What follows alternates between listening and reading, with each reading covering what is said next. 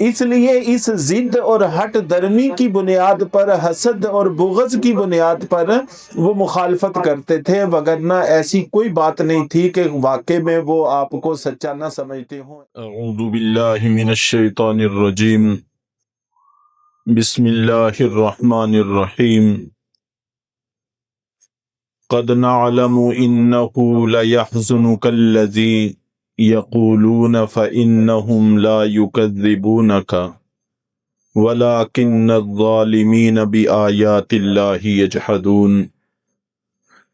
یقیناً ہم جانتے ہیں کہ آپ کو غم میں ڈالتی ہیں وہ باتیں جو یہ لوگ کہتے ہیں۔ یقیناً یہ لوگ آپ کو نہیں جھٹلاتے، لیکن ظالم لوگ اللہ کی آیتوں کا انکار کرتے ہیں۔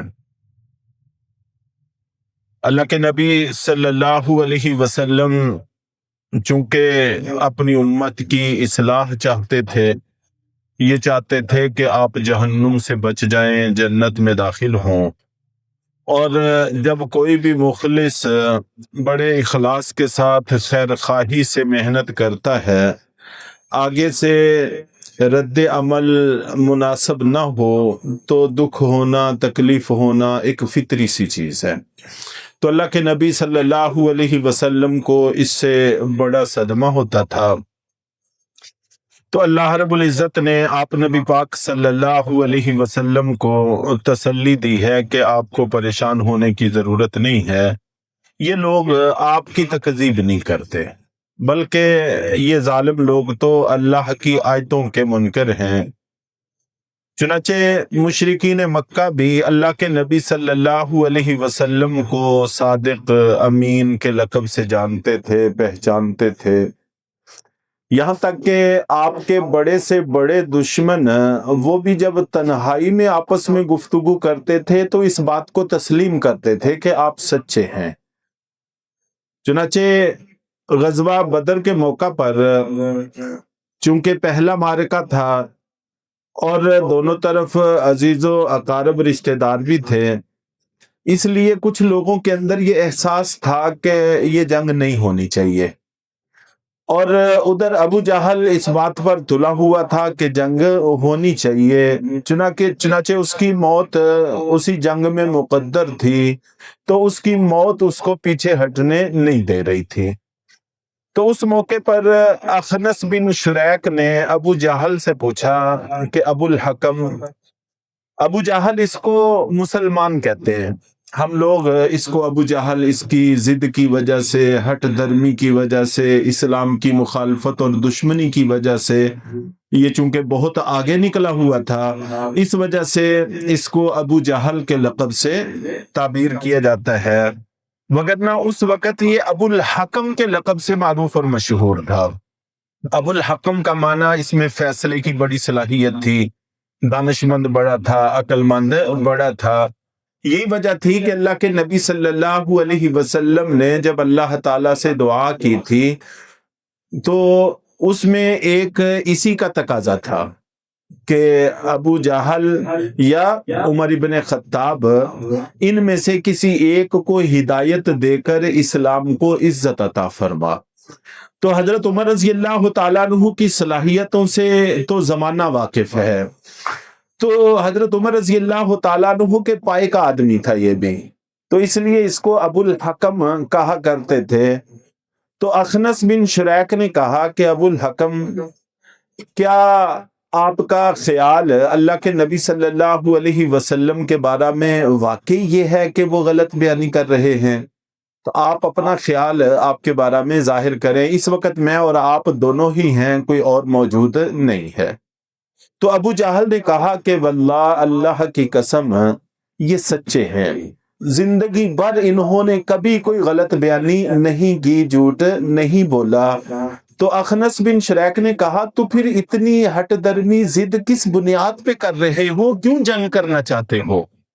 تو ابو جہل نے کہا کہ اصل میں مسئلہ یہ ہے کہ قریش کی شاخ میں سے، جس میں سے حضرت آپ نبی پاک صلی اللہ علیہ وسلم ہیں، یہ شاخ قصی ابن کلاب کہلاتی ہے۔ تو حضرت نبی پاک صلی اللہ علیہ وسلم قصی ابن کلاب کی شاخ سے تھے. تو ابو جہل نے کہا کہ قصی یہ وہ شاخ ہے جس کے پاس پہلے ہی کافی اعزازات ہیں، مثلا جھنڈا ان کے پاس ہے، اور اسی طرح زمزم کے کنویں کا سارا نظم ان کے پاس ہے. آپ جانتے ہیں حضرت عباس رضی اللہ تعالیٰ عنہ اس کے انچارج تھے، حاجیوں کو پانی پلانے کی ذمہ داری ان کی تھی. اور اسی طرح کعبے کی کنجیاں، کعبے کی چابیاں اور کعبے کی پاسبانی وہ بھی انہی کے پاس ہے. اب اگر نبوت بھی انہی کو مل جائے تو اتنے سارے شرف ان کو مل جائیں گے، قریش کی باقی شاخوں کا کیا ہوگا؟ اس لیے اس ضد اور ہٹ درمی کی بنیاد پر، حسد اور بغض کی بنیاد پر وہ مخالفت کرتے تھے، وگرنہ ایسی کوئی بات نہیں تھی کہ واقع میں وہ آپ کو سچا نہ سمجھتے ہوں، ایسی کوئی بات نہیں تھی. تو یہاں پر بھی اللہ تعالیٰ فرماتے ہیں کہ فَإِنَّهُمْ لَا يُكَذِّبُونَكَ وَلَكِنَّ الظَّالِمِينَ بِآيَاتِ اللَّهِ يَجْحَدُونَ، کہ یہ آپ کو نہیں جھٹلاتے بلکہ اللہ کی آیتوں کو جھٹلاتے ہیں. بلکہ ایک دفعہ ایک روایت میں آتا ہے کہ ابو جہل نے خود بھی اللہ کے نبی صلی اللہ علیہ وسلم کو کہا تھا کہ ہمیں آپ سے کوئی مسئلہ نہیں ہے، ہم آپ کو سچا مانتے ہیں، لیکن جو پروگرام آپ لے کر آئے ہیں، جو دین آپ لے کر آئے ہیں، ہمیں اس دین سے مسئلہ ہے، اس پروگرام سے مسئلہ ہے. تو اس لیے ہم انکار کرتے ہیں، وگرنہ فی نفسی ہی آپ سے ہمیں کوئی مسئلہ نہیں ہے. چنانچہ جب انہوں نے انکار کیا تو اللہ کے نبی صلی اللہ علیہ وسلم کو تسلی دینے کے لیے یہاں پر یہ بات بتائی گئی کہ آپ پریشان نہ ہوں، رنجیدہ نہ ہوں. تو یہ لوگ اللہ کی آیتوں کا انکار کرتے ہیں. ایک مفہوم اس کا یہ بیان کیا گیا ہے.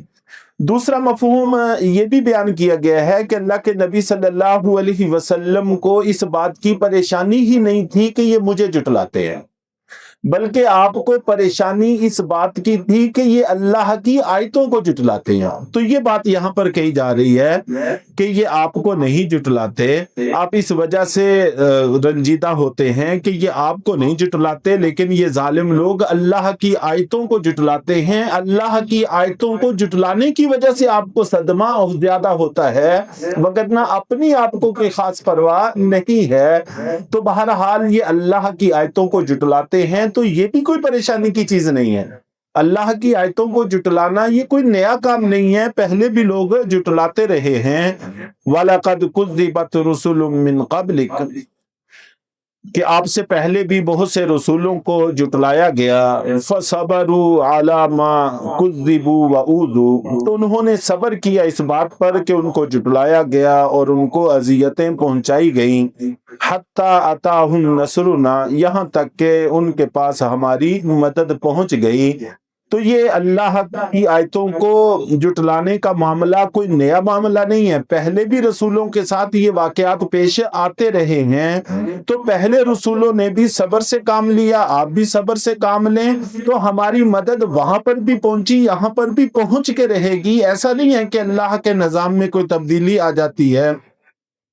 چنانچہ اللہ کے نبی صلی اللہ علیہ وسلم کو ایک دفعہ کسی مشرک نے بڑے نازیبا الفاظ کہے، تو آپ نبی پاک صلی اللہ علیہ وسلم نے آپ بڑا صدمہ محسوس کیا، اور اس کے بعد پھر اللہ کے سامنے دعا کی اور فرمایا کہ رحم اللہ موسیٰ لقد اوذی باکثر من ھذا فصبر، کہ اللہ موسیٰ علیہ السلام پر رحم کرے کہ ان کو اس سے بھی کہیں زیادہ ستایا گیا، لیکن انہوں نے صبر سے کام لیا. اور حضرت موسیٰ علیہ السلام بھی بڑے جلیل القدر پیغمبر تھے. بڑے مجمع میں ان کے سامنے ایک فاحشہ عورت نے کھڑے ہو کر یہ کہہ دیا تھا کہ موسیٰ علیہ السلام نے میرے ساتھ برائی کی ہے. تو ظاہر ہے کہ ایک پیغمبر، ایک رسول پارسا اور محفوظ شخص کے سامنے یہ لفظ کوئی معمولی حیثیت نہیں رکھتے. موسیٰ علیہ السلام نے صبر سے کام لیا، اللہ نے انتقام لیا، وہ ساری جگہ ہیں. تو اللہ کے نبی صلی اللہ علیہ وسلم کو بتایا جا رہا ہے کہ پہلے رسولوں کے ساتھ بہت کچھ ہو چکا ہے، تو ہماری مدد پہنچ کے رہے گی۔ ولا مبدل لکلمات اللہ، اللہ کے کلمات کو کوئی تبدیل نہیں کر سکتا، یعنی جو اللہ نے وعدے کیے ہیں وہ وعدے کبھی بھی بدل نہیں سکتے۔ سوال ہی نہیں پیدا ہوتا کہ اللہ کے وعدے میں فرق آ جائے۔ جب اس مالک نے کہہ دیا ہے کہ میری مدد آئے گی تو مدد آ کے رہے گی۔ چنانچہ قرآن پاک میں اس کا تذکرہ موجود ہے، لَأَغْلِبَنَّ أَنَا وَرُسُلِي، کہ یہ پکی ٹھکی بات ہے کہ میں اور میرے رسول ہی غالب آ کر رہیں گے، اور ہمیشہ تاریخ یہی بتاتی ہے کہ بالآخر اللہ کے رسول ہی غالب آئے۔ تھوڑی بہت مشکلات آئیں لیکن اللہ تعالیٰ نے غلبہ اور کامیابی اپنے رسولوں کو ہی عطا فرمائی۔ وَلَقَدْ جَاءَكَ مِن نَبَإِ الْمُرْسَلِينَ، اور یقیناً آپ کے پاس بہت سے رسولوں کی خبریں آ بھی چکی ہیں، ان کے ساتھ جو جو کچھ واقعات پیش آئے، جو حالات پیش آئے وہ آپ کے سامنے آ چکے ہیں، اس لیے ان کو سامنے رکھ کے صبر کے دامن کو تھامے رہیں۔ وہ وقت بہت قریب آنے کو ہے کہ اللہ تعالیٰ ان سب سے انتقام لیں گے، چنانچہ اللہ تعالیٰ نے انتقام لیا۔ مشکلات آتی ہیں، اس وقت بھی امت مسلمہ پر مشکلات ہیں، تو ہمیں اس وقت بھی حکم یہی ہے کہ وَاسْتَعِينُوا بِالصَّبْرِ وَالصَّلَاةِ، کہ صبر کے ساتھ اور نماز کے ساتھ ہم اللہ کے صبر کو حاصل کریں۔ وَإِن تَصْبِرُوا وَتَتَّقُوا فَإِنَّ ذَلِكَ مِنْ عَزْمِ الْأُمُورِ، کہ صبر اختیار کریں اور تقوی اختیار کریں، یہ بڑی ہمت کے کاموں میں سے ہے۔ مشکل ضرور ہوتا ہے لیکن نتائج بڑے زبردست ہیں۔ تو ہمیں حکم یہی ہے کہ تقوی اختیار کریں، گناہوں سے بچیں، نماز کی طرف متوجہ ہوں۔